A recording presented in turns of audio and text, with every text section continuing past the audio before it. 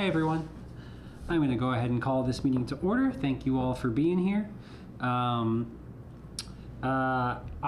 am very excited to introduce you all to Lynn Hooker, one of our new commissioners. What I would like for folks to do here is, first I would like Lynn to, if you could introduce yourself, give your name, what you do, and your background connection to the arts, and then we'll introduce ourselves to you.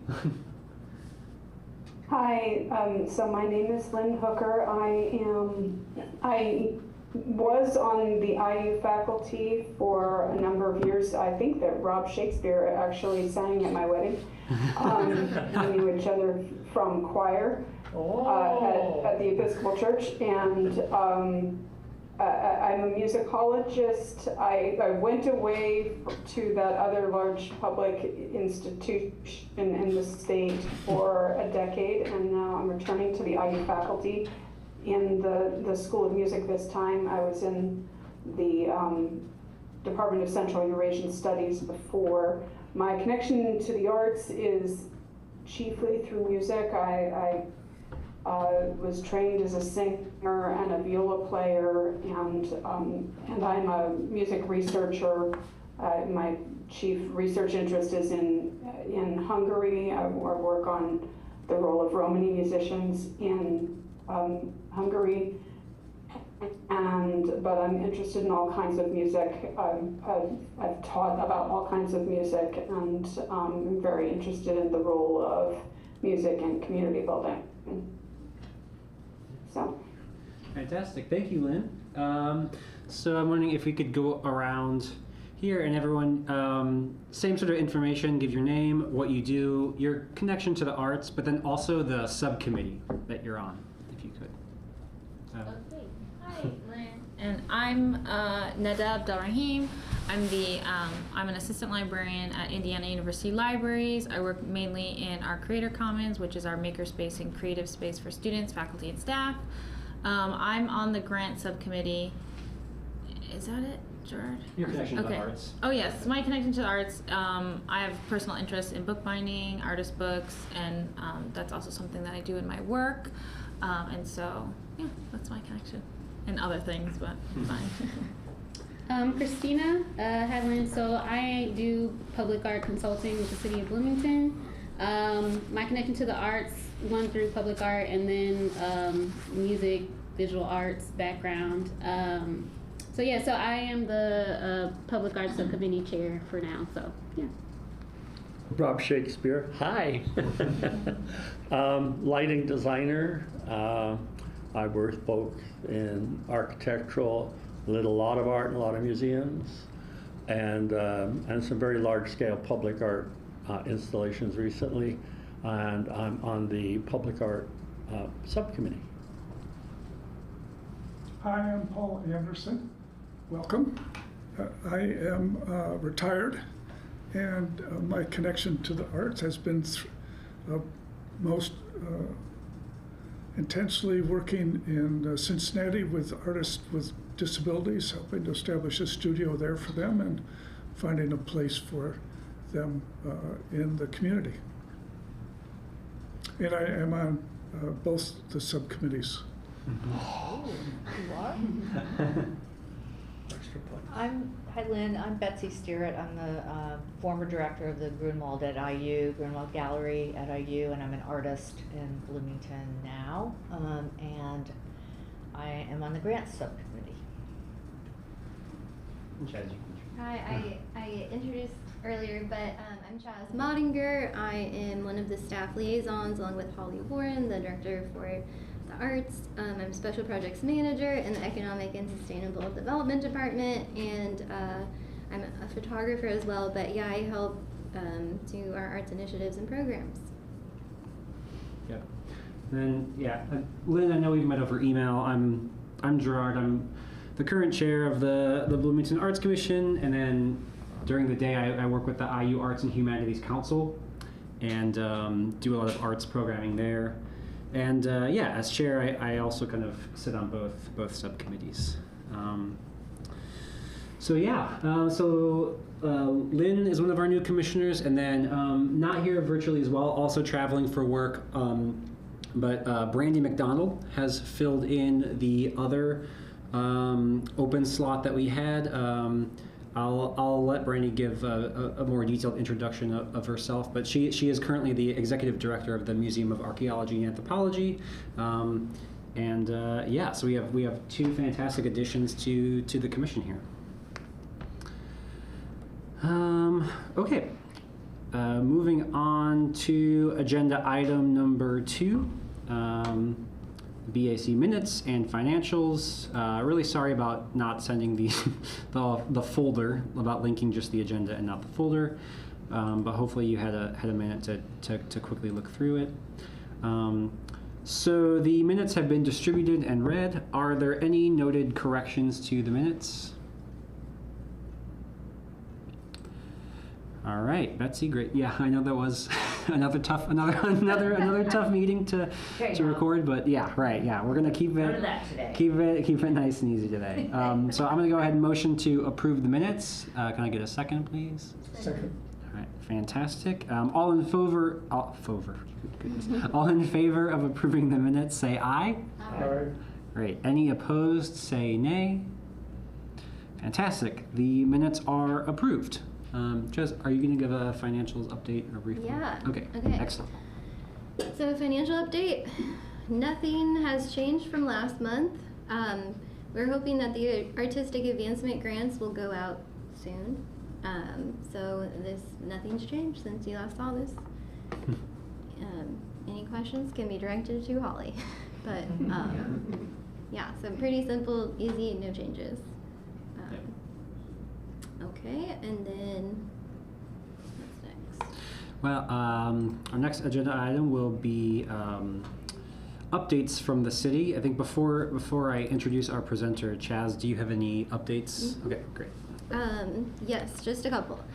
All right, so the 2026 budget is on the council agenda to be approved later this month. So we don't anticipate any changes to the arts budget at this point, which is good. If you remember, we didn't get cut on our funding, so knock on wood, it should be good, but it'll get approved later this month. And then the second thing is the artist studios are coming together. For a reminder, the feasibility study said that we need some more community spaces and art studios, and so we're doing our first kind of test run with this empty warehouse that is turning into 6 studios for some artists. You'll be invited to that. There's a lot more coming up with that, but we're starting to get it together and move the artists in later this month. So it's really exciting. That's a big project that we're doing. So just your FYI. Any other questions? Anything? Good? Great. That's all we have, Gerard. Who's getting the studios? Because it's just a super test run, we don't have the official program in or anything, and it's literally just a raw space. We picked some artists that we knew were looking for a studio, and we had worked with before or knew, so it was just kind of our test run with them. But yeah, so they're already picked and already going to move in. Mm-hmm. We will eventually have an official program that people can apply for that will be open to all to apply, and have more studios hopefully. We're just waiting on a few grants and a few other things. So, but yeah, this will be an official program that will be open to folks hopefully in 2 years or less. So we'll see. Okay. Mm-hmm. Okay, great. I think I see someone in the waiting room. Oh. Great. Oh.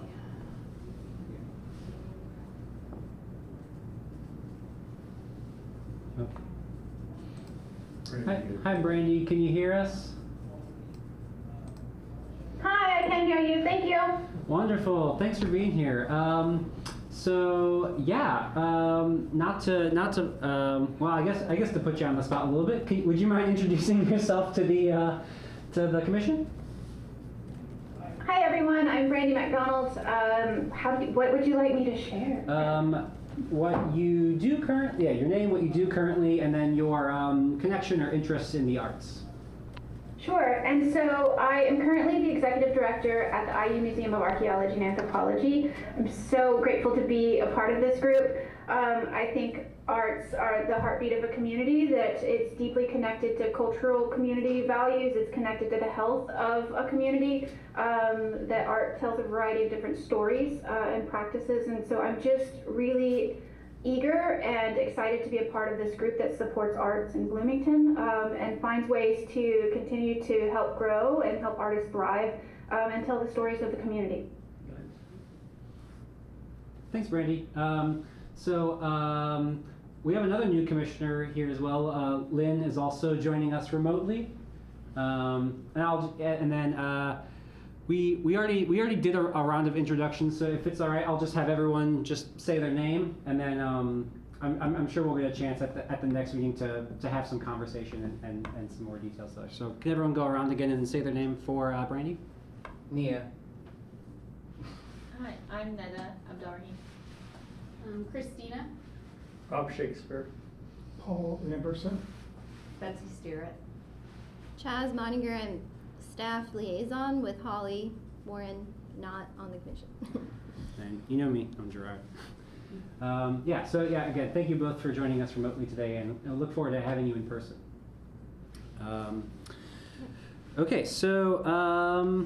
We'll just introduce two new commissioners. About to introduce a former commissioner. Nick Blanford is here, and he is going to give a presentation about the work currently being done with the Community Collaboration Grant, also known as the CCC grant, and some of the programming work associated with that. So, Nick, thanks so much for being here. Thanks for having me. Welcome home. Do you want to click through or do you want me to? I'll let you, but let me share this. Will this work if I make it bigger?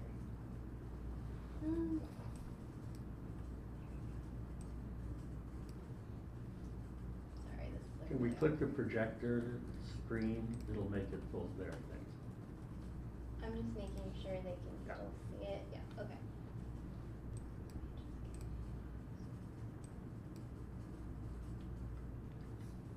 That's all right, I'll see it when I need to see. Okay. Hey everybody, as mentioned, my name is Nick Blanford. I was previously on the Arts Commission for 6 years, 2 terms. Spent some of that time as the chair of the Public Art Committee. Since April, I have been working for the city as a project manager for the College and Community Collaboration Grant. My counterpart with IU, Patricia Frank, is sitting here in the back of the room. And so we both want to be available just in general, but I'm going to run through a little bit of background about the grant, some of what we're trying to accomplish with it, but also talk specifically about the arts elements, make sure everyone understands the process and has a chance to answer or ask any questions. So, does that want to, there we go. So, if you're not familiar with the Trades District, it is directly north of us here. Contains the Mill, a co-working and incubator space, which was renovated in 2018. Adjacent to that is a building called the Kiln, which was renovated by the Kiln Collective and features 4 key business partners located there. And then also the Forge, which is Bloomington's latest tech center, which was completed earlier this year. And so I think this is an area that a lot of commissioners will be familiar with, as it contains the OT 987 sculpture installation by Stefan Rees, which we dedicated earlier this year. And there are a couple open plots that are going to be developed in the future through part of this project. So I think just overall, I want to give a little bit of background on the grant itself. This is part of a Lilly Endowment initiative. The grant which IU and its partners received is one of 13 handed out to college and educational institutes within the state. There's a previous cycle. There's 6 other academic entities which received funding. Overall, the grant awarded about $16 million. The core partners with this are Indiana University, the city, and the mill. Included in the proposal for that were additional leveraged funds. This includes things like previous federal and city funding, private development funds, including those from the Kiln Collective I mentioned previously, Indiana University, and the city. So talking a little bit about goals. Really this is about accelerating the growth and transformation of the trades district. This is something that well aligns with one of the mayor's major priorities, which is economic development. So a few of the goals here are to, sort of further build the trades district as an innovation neighborhood. Part of that is developing business resources, workforce housing. Workforce housing is one of the targets for development with one of the open plots in the trades. Another major piece is accessible infrastructure and art. I'll talk about that a little bit more. Gateway and wayfinding initiatives. I think we recognize that while we want this to be a unique and brandable, identifiable district, we also want it to feel part of the community. We want it to be a space that community members, whether they live or work in the district or not, feel welcome in, can, get a coffee, sit down, enjoy the sunshine, but it's actually part of our broader community fabric. And then a lot of practical upgrades to things like lighting, sidewalks, connectivity. That goes again to, I think welcoming people into the space, but also, making sure it just doesn't feel isolated. And so I think we're going to be looking at both street and pedestrian entries, the interaction with the B line as it enters the district. But I want to focus on talking about art selection and sort of the development of this project. So prior to my starting, Holly Warren has been connected to the project. And since I've come on, we are both working with staff from IU in an arts planning committee. One thing I do want to acknowledge up front, this is operating differently from the BAC's traditional 1% for the Arts program. So, referencing your master plan's own set of definitions, we would consider this a private project. As I mentioned, everything is funded by the endowment. IU specifically is taking lead on curating the art and leading conversations with artists. Right now, a lot of the artist conversations have been engaged with IU faculty, people who have experience with major public art. The goal, even though this is privately funded, is to still make this art fully accessible. That is one value that fits with the Commission's mission that we want to try to honor as much as possible. The city's primary responsibility with this, since IU is really taking the lead on the creative, is I'm looking a lot at site feasibility, where can pieces of art go, where can it be accessible, where is it physically realistic to place it within the district. And then in addition to a couple major public art elements, we're also going to be looking for opportunities to incorporate other artistic elements in the environment into things like the wayfinding and gateways that I discussed. So it's not just straight signage, there's artistic consideration throughout the district. Sort of the kickoff for this in a public sense is we are hosting a trades district block party November 7th, which neatly aligns with Gallery Walk and the Mills Innovation Week. And I'll just mention too that while there's going to be a staggered approach to installing these pieces, we are hoping that installations of the major pieces will begin at some point in 2026. So going back to the block party for a second, we are starting to send out invitations for this now. The IU staff tabled at First Thursday on campus last week. I personally, and perhaps some folks from the Mill and IU, will be tabling the farmers market on October 18th. Starting to send out invites to people, starting to put flyers around. but just wanted to sort of highlight this for everyone. You know, we're going to have bands, we're going to have some artist performances, including one by Windfall Dancers. You know, there'll be some tech and maker demos, lots of food trucks, Upland Cardinal, Oliver Winery, serving drinks. It's all free. It's open to the public. And so this is really the first opportunity we want to invite people into the space. While there are not final designs or final concepts for some of the major public art pieces, we are going to have a couple artists there on site to talk about the concepts they're trying to develop. And so I think there will be an opportunity to not just hear from them about their vision, but I think for folks to give their feedback and shift this from, you know, purely a curatorial conversation to one that you know, listens to more folks in the community. So those are sort of the headlines. I didn't want to spend too much talking just myself, but wanted to open it up, opportunities for questions, feedback, anything. Exciting to see a private investment of this scale.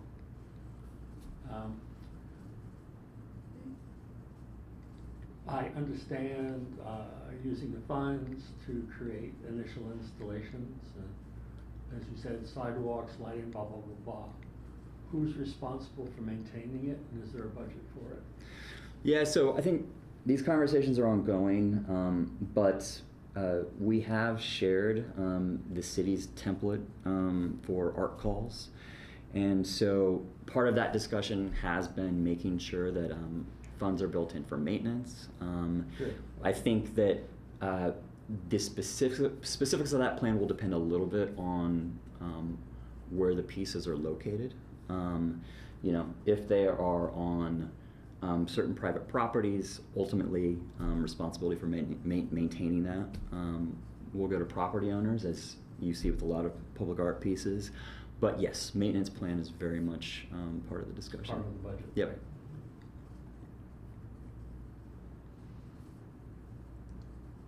Right. So could you be more specific about the role that we might play? Yeah, I mean, the I think honest answer is in terms of selecting the art, there is not a formal role. You know, and this is where I wanted to make the sort of the direct line comparison to, you know, other private art projects in the community. I think that the way we look at this is whether it's the mural on the side of the Graduate Hotel or some others, you know, we want to start from a point of sharing with you what we're doing. It was very important to me when I talked with Holly that we have this conversation before the block party. So a public event wasn't the very first moment that you were hearing some of this. And so I think we look at it similar to some of those other private projects where we want to put it in the public space. We want the community to engage with it. And what we hope, you know, just like everyone else, we'd love if you're available to come to the block party. We'd love for you to be able to interact and hear more from the artists themselves. And ultimately, in the same way that we want this to be a community space, and we know that the commission has a long history of supporting any form of art, broadcasting, you know, that support, no matter what its funding source. You know, I think we'd love for you all to be advocates, knowing that anytime a piece of art goes up in town, I think the average person's natural questions are, who decided to make that? Who paid for it? Why is it there, right? And so I think it's kind of giving you all enough background so that while you were not ultimately responsible for it, you know, you can say, we as the commission did not select the piece. You know, we did not have a formal role in that process, that you're at least able to articulate the basics of how it worked, and then also being in a position to direct questions to myself and Patricia, you know. And so I think it was important that we shared our contact information here. It's available to the public. You know, I think that I'm just encourage anyone who has follow-ups, you know, including members of the public who may be viewing this or reviewing minutes later, to know they can reach out to us. And yeah, I think the commission's serving as a connector and an advocate in a lot of ways. So one of our goals has been to involve the public in decision-making and Sure. in development as the pieces were developed. And so I'm wondering, what role does the public have in development? Yeah, I mean, I think that I think there's a few different pieces to this. I think first, just like some other private commitments to art, you know, there's not necessarily going to be an extensive committee review process, that sort of thing. But I do think we want to give an opportunity, again, not to take a community vote, but to give an opportunity for people to interact with the artists at the block party, to recognize those faces, to recognize that, you know, they're going to be people who have been active in the community for a while, and not just, you know, coming in suddenly from outside of the city and IU community. But I think that the other component I'll mention is that early on in this process, we did bring a few consultants to town to tour the district, doing a public art tour around town, not just around trades. You know, we drove them around campus, took them down to Switchyard Park to really try to give them a wide scope of some of the cultural elements in town. And they provided some feedback to us, but part of that too were some stakeholder sessions. I think at that really early stage, knowing that we didn't have specific art concepts, we didn't necessarily have individual artists on board yet, those stakeholder meetings were focused particularly on people working in and around the trades district, whether they were mill members, whether involved with the kiln collective, some people you know, working in in businesses sort of in near neighborhoods and adjacent to the trades district. So it's been sort of a tiered thing, but I think with this block party, you know, that's where we're hoping to open it up to the public more thoroughly. Will there be a named committee? It's dangerous otherwise. Yeah, I mean, again, I think that you know, this is the important distinction between, you know, private investment and, you know, sort of the really thorough but important process that the commission has. You know, again, just using the Graduate Hotel as an example, there wasn't a broad committee or commission for that. I think that the way it's going to be working within the project is there's currently an arts planning committee, which includes myself, Holly, as I mentioned, and a couple of folks from IU. The idea is that after we have this block party and there's a little bit of an opportunity for the community to interact with the artists, we're going to ask artists to submit a final proposal that comes into us later this year, so we can give some feedback on it based on, you know, the experience of the people in that initial planning committee. And then there will be a broader discussion with a larger placemaking committee that's involved in the grant. That will include some more stakeholders from the mill and the university. And that's going to be a group of people who are going to advise at multiple stages of the grant, not just art elements. Yeah, I mean, considering that it involves the city, it involves groups. It's not like this hotel who just happens to drop a building in the middle of Kirkwood. Sure. And you know, have their walls adorned the way that they choose it to be. And you know, we're dealing with more public space here, more involved. I suggest at some future point that committee be named. You know, who from the School of Architecture, Sure. there's some very good placemakers there, who represents the fine art world, you know, so that you're getting voices, and it's not just, I'm not saying that you shouldn't just hire your favorite, but, you know, find some way to make it a little more robust. Yeah, no, I think that's totally valid, and, you know, again, I think to avoid too much of that insular groupthink. That was part of the logic in bringing down a few consultants. And we're not just talking landscape architect consultants or design consultants. You know, people with a broad sort of cultural background. Were they involved in the selection of artists, for instance? Not specifically, but they did give a lot of feedback in terms of what they thought were sites that might work well for art, and you know, I think public access to them. I think identifying spaces that were natural entry points, spaces that as further development goes in, whether it's the hotel and the workforce housing, understanding how people's interaction with the space is going to change and evolve. You know, and again, I think identifying what would potentially work well in the space, you know, and I think that part of this too is we don't just want, you know, a series of objects that, again, are sort of dropped in out of nowhere, right? You know, I think that we've had a lot of conversations about, you know, the themes of innovation with the district, how those ultimately tie back to the history of the district with the Showers Furniture Company, and just sort of that long path of the work that's been done around there. So these are urban planning people? The consultants? Like Van der Waal, a bunch of... More broad than that. I think that, you know, in some cases, you know, we're talking about people who've done very deliberate placemaking and like cultural planning work, you know, and also, you know, consulting on things like communities developing public art tours and public art inventories, and you know, activating spaces in temporary ways, even when there's not like permanent physical infrastructure like an auditorium or a band shell or something like that.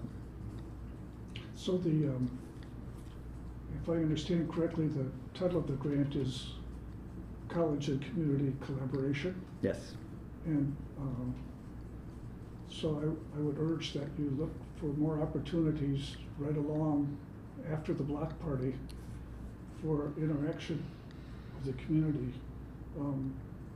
It seems, as you've presented things, I understand this is at the beginning of the project, it right. sounds like you're counting on the block party for being a very key element, but the project's going to go on, it's fast. It's true. And there must be ways to help publicize it and let the community become engaged, which would be a benefit to everybody. Yeah, no, I fully take that on board, and you know, I think again, while I've talked a lot about the block party, a lot of that is considering that this is sort of a big moment to really engage the public, invite them into space, and talk about some of this for the first time. You know, really aside from, you know, the announcement of the grant being awarded last year, it's been a case of assembling the team and hiring folks like myself and Patricia, who are really working on managing and administering it and kind of getting us all on the same level. So we were working well practically together while also serving the purpose of the grant. And so I think now that we've done some of that level setting, this is the opportunity to really kick that conversation off in an earnest way, starting to talk about some specifics. Yeah. Yeah, I was like, in terms of area that like we're like gonna be looking at installing stuff, is that like that whole field that hasn't been developed yet? Like it could be like anywhere in there, or are we talking about just like the plaza that's already been built, like the road that's been built? Because there's like I'm like, it's hard for me to imagine. I know I should just come to the block party. I don't know if I would be able to, because I have like a thing.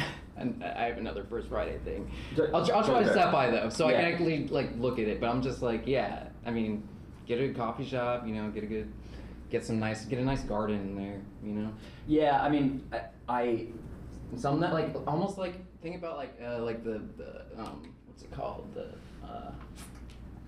the Wonder Lab garden on a bigger scale, more not just like geared towards like kids or something. Yeah.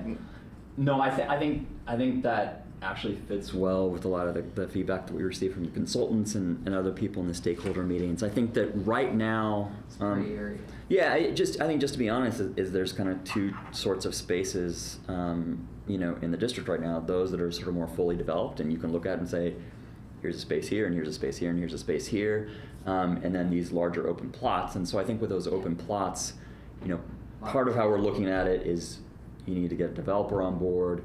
and then, have some conversations with them. Are there concepts that could be integrated into what they're doing? And so that conversation, we've already had that sort of thing with the hotel. That doesn't necessarily mean something is or is not going to be on the hotel grounds, but once that sort of partner is in place, you can have that sort of conversation in a way that's not, purely theoretical. Exactly. But yeah, I hear you 100%. Yeah, I love. It's such a big area. It's like a lot of potential there, so it's kind of exciting actually. Yeah, it's cool. So a lot of these larger scale things are out of the 64 million? So, I mean, 60 million ultimately doesn't go that far when you're talking about development. Yeah, so I think just, to expand on that figure, the grant awarded is the 16. The leverage funds, some of this, federal and city funding, part of that includes like an EDA grant from a few years ago that helped fund the completion of the Forge. Some of this private development funds, that's the work the Kiln Collective has already done to redevelop their space. But also, the commitment to the hotel. There is not yet a development plan for the workforce housing. That is very much the target for that other open tract, specifically on the southwest corner of 11th and Rogers. So, yeah, I think, again, I want to sort of be realistic about what is a firm concept versus, what are future conversations once we know the people we can have them with, if that makes sense. Any more comments or questions for Nick or for the group? Thank you for coming and sharing this. Yeah, thanks. Yeah, Cool. I appreciate it. And again, I work here. I'm around the hall all the time. We know where to find you. Oh, gotta. Sorry, yeah. Oh, yeah. Hi, thanks. I want to preface this question with I've been away for a while, but how does this whole district integrate with the Fairview neighborhood?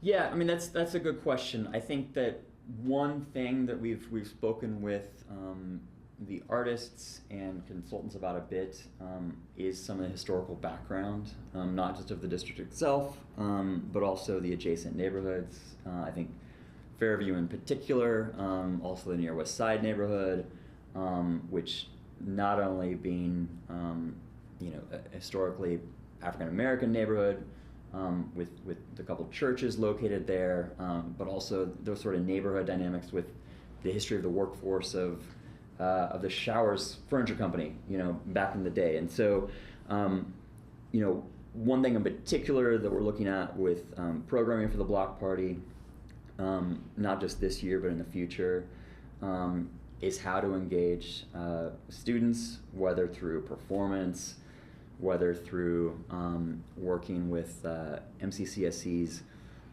STEM maker bus, things like that. Not all of these ideas are going to happen in year one. We're going to have some other events in the future, and we want to save some of those for down the line. But yes, I think whether it's adjacent buildings or businesses rather, or organizations or just residents in these neighborhoods, those are people we're going to want to continue to engage as we move down the line.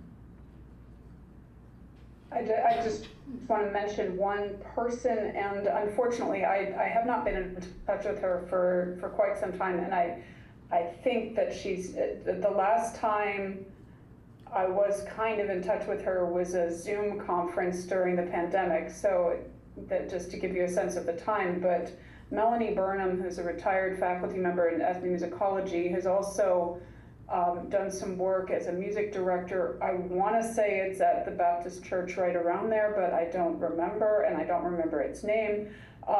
It would be nice to talk to figure out who's working with that church choir, and maybe if they could get involved in not this event because it's coming too close, but another time. No, I think that's fantastic. And, as much as we are trying to consider all the angles on this, again, it's part of why the contact information's up there. It's part of why, we really want to invite as many people into this block party as we can. We want our team to be accessible.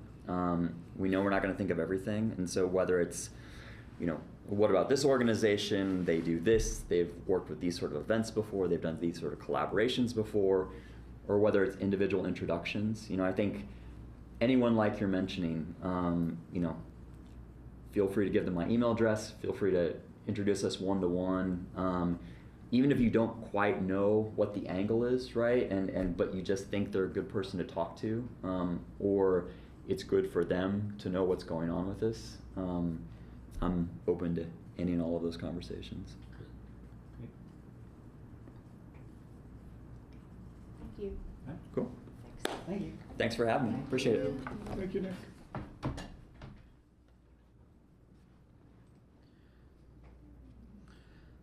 All right, moving on in the agenda. Agenda item number 4, an update from the Public Art Chair, Christina. So I don't have a lot of updates today. Just a reminder that we will have our subcommittee meeting on Friday at 12:15 here. And then also the Strategic Goals Task Force, we will have a meeting at 1 p.m. in this room too. And then I also want to talk about the convention center. So there was a public feedback input run last month, and so we got a lot of great feedback. And so now we're kind of synthesizing all of that for the call. And so I just want to kind of give a status on that. So it turned out really well. Yeah, I'll quickly note for our new commissioners that we in addition to this monthly meeting, we have monthly subcommittee meetings. This Friday is the public art subcommittee meetings. I don't think either of you have been explicitly placed on a subcommittee yet. If you are interested in the public art subcommittee and would like to attend that meeting, you're welcome to join us here at City Hall, or I believe there is also a remote option Yes. for that meeting. Again, that's 12:15 on Friday. And then a quick note about the convention center project. So one of the big initiatives of the Arts Commission is the 1% for the arts, which is, in very simplistic terms, basically when there are big projects, big capital projects around town, 1% of that budget is sort of Public. Yes, public projects. Yeah, 1% of that budget is To be changed.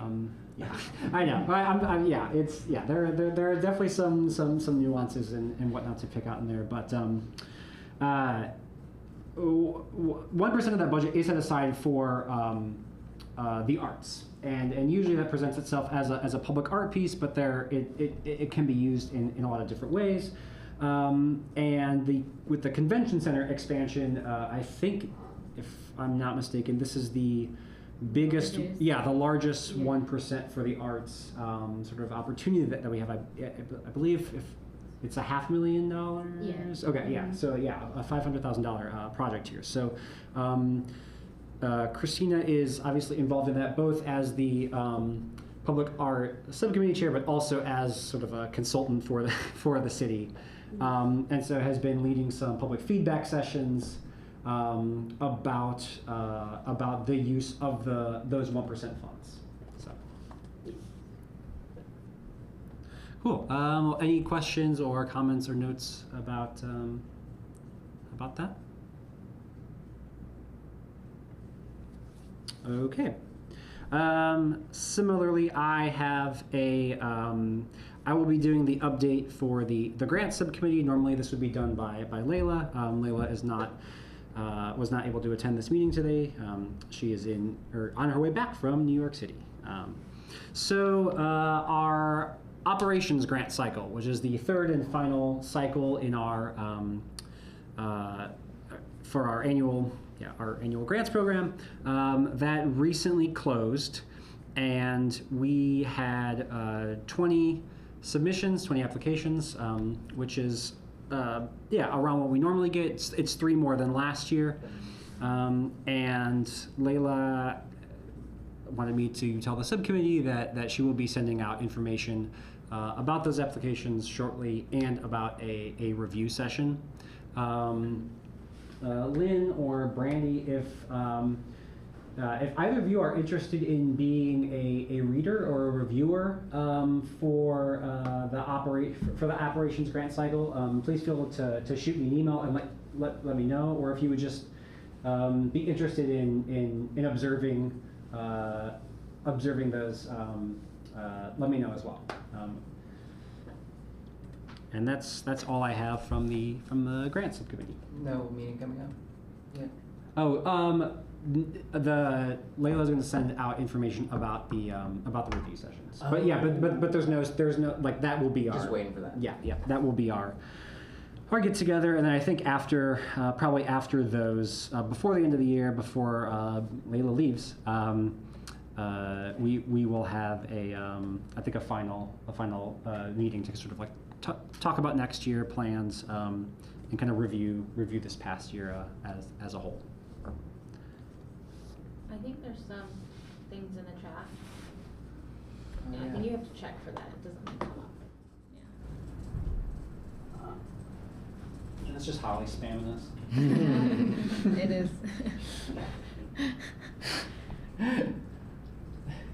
I think Lynn had a question about dates. I think that she asked what the dates are Sure. again. Yes, Lynn.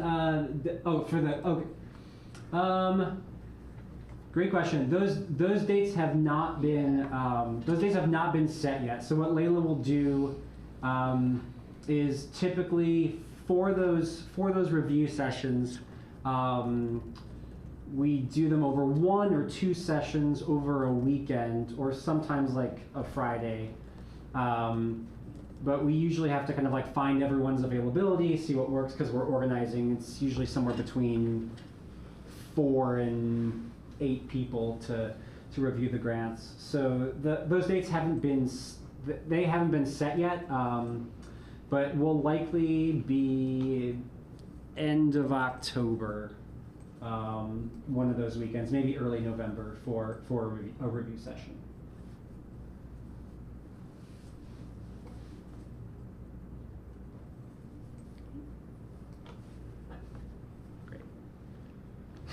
Thank you. Okay, perfect.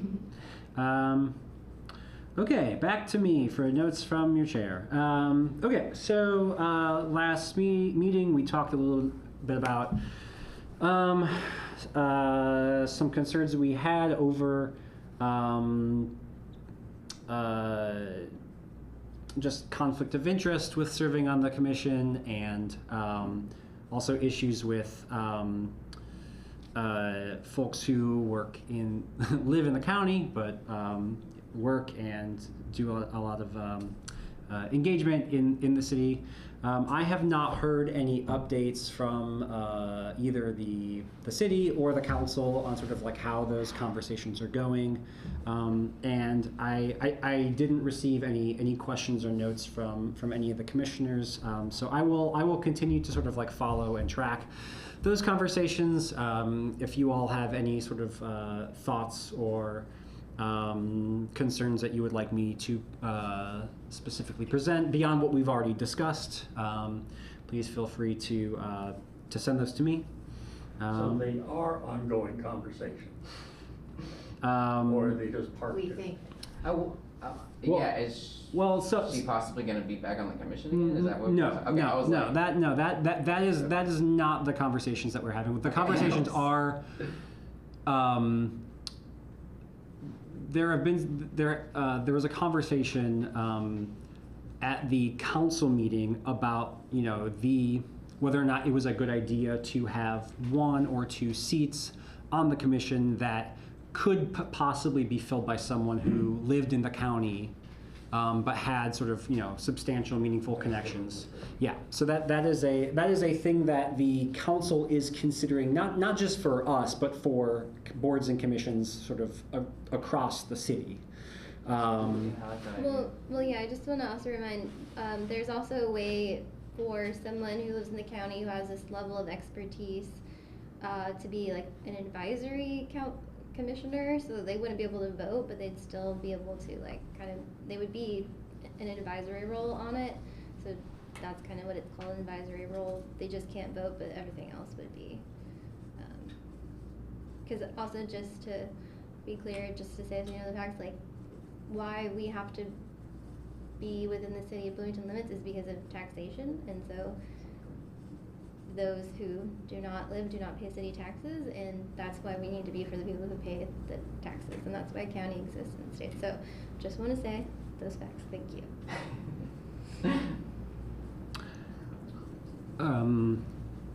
Okay, but yeah, those conversations are ongoing to my knowledge. Good.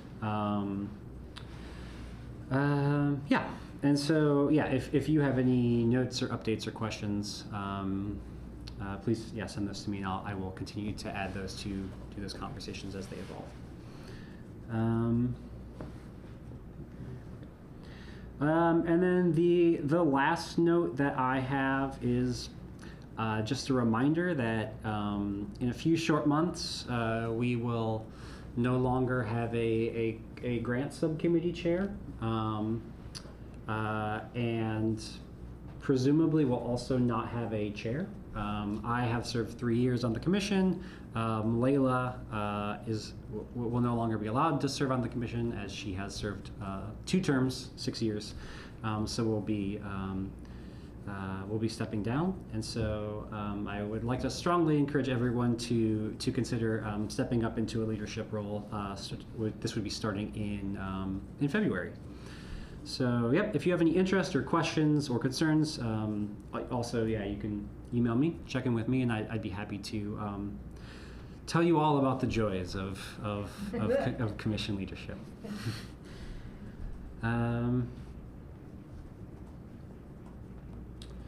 All right, moving on to agenda item number 7, upcoming events and important dates. Chaz, would you mind pulling up that document for us? We've got a couple things on here.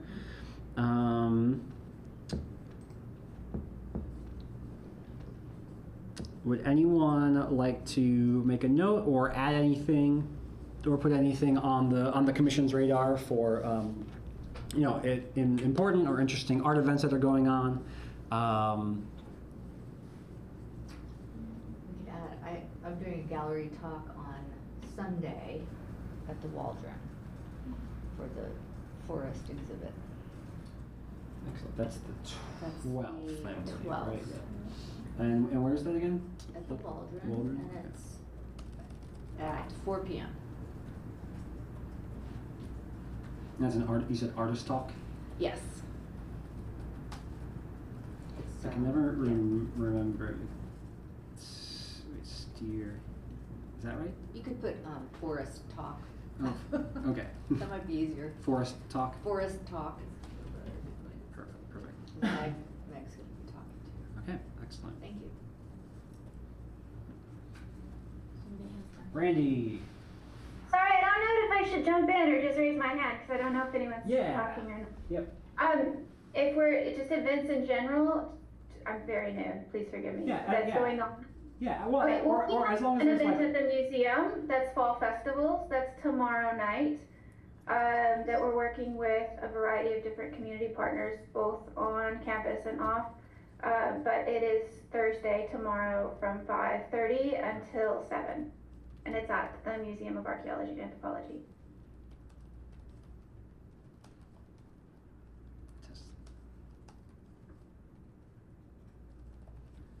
And that's the night at the museum?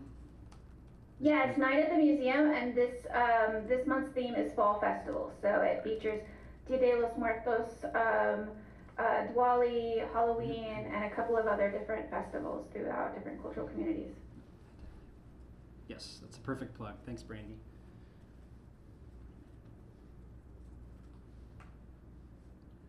Any other notable events or? I just wanted to mention the Ghost Walk is on Friday. Fantastic. Can you give a little bit more info about the Ghost Walk?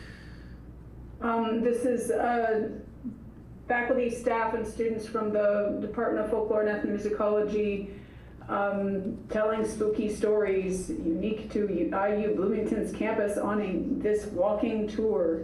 I just put it it's 7 p.m. starting on at the 800 East 3rd Street Classroom and Office Building. So it is not free though, it is $3. So free. Whoops. All right, yeah, perfect. Yep. And yeah, they always come and promote that at First Thursdays, but I've never had the chance to go. I went before, it was fun. Okay, yeah. It seems like a really cool event. I'm glad that. Yes. One more thing is that it's Indigenous Peoples Day on October 13th, so I think First Nations Cultural Center is doing some things at the IMU, and they're working specifically with the tutor room to have Native community-specific dishes in honor of Indigenous Peoples Day featured at tutor room. And they may have artists and performers, I'm not entirely sure, but I do know they're partnering with that folks. Also, City Hall will be closed, just so you all know, in observance of Indigenous Day. So yeah, City Hall will be closed. Fantastic. Perfect. Great. Yeah. Oh, there is also, I do an odd one, sorry. Let's do it. Just real quick, the Orbit Room, which is, it's a bar restaurant, but it's also a music venue and just venue for arts in general. It's going to be celebrating its 7 years next week, and so they're going to have a bunch of special events. I can put it. I've actually already got it on there. Oh, you do? Yeah. I did? Wow, okay. Snuck it on there just Sorry, now. I didn't read No, all that. good, all good. But yeah, I would highly recommend people going because I think they're going through a little bit of a rough time right now, and also these smaller venues like that are really important to the community, so we should support them. So I just want to shout that out. They're not getting enough business. I think they just can have some rough times with everything. Rent goes up every year. Yeah. And like if you're on the square, or anywhere downtown really, but yeah, that's what it is. It's just it's like, yeah, we make enough this year, but next year they raise the rent and it's like suddenly it's not enough. Basically the rent. Yeah, I don't know specifically what's his exact thing. I just know I think sometimes business can be slow or like if they have events, sometimes people don't buy things there, so they'll have a packed place. That's and real. people don't buy anything, and like they'll only get some money from the ticket. Most of the ticket goes to like the artist, or so I think that's kind of a problem too, but I'm sure that's part of it as well, the rent stuff, but I don't know specifics. They're brutal. Yeah, so I guess just a reminder in general to Landlords. support the smaller, locally owned places as well. Because we're lucky we have them, and I think sometimes we take them for granted, just speaking out of also experience, so.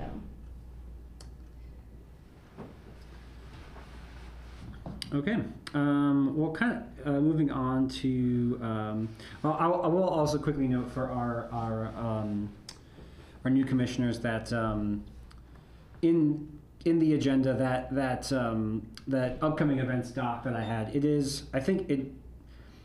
If I've done it right, it should be shareable and editable by anyone on the commission. And so if something pops up, you're more than welcome to add that information to the doc as well.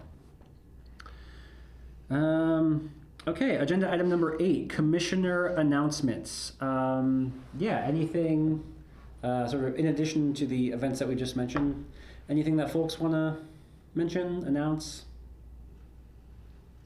I know that like the IFL Studios recently opened this museum or their shop, and they're featuring artists, local artists. So I think they had their opening in the most recent First Friday gallery walk. Yeah.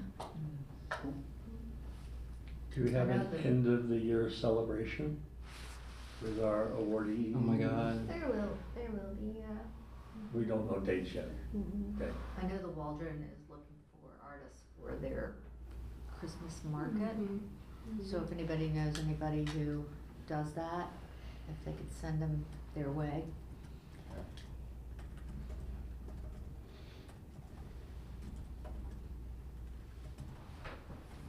Linda, Brandy, any commissioner announcements?